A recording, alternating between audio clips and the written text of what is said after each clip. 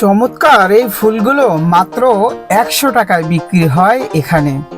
তো চলে আসলাম আজকে শহীদ মিনারে। এখানে গেটে ঢুকতেই দেখা যাচ্ছে খুব সুন্দর সুন্দর ফুলের তোড়া, এবং দূর থেকে মনে হয় যে এই ফুলগুলো একেবারে বাস্তব, কিন্তু কাছে এসে দেখলাম যে এগুলো আসলে কাগজের ফুল, কিন্তু ডিজাইন এত সুন্দর বলার মতো না।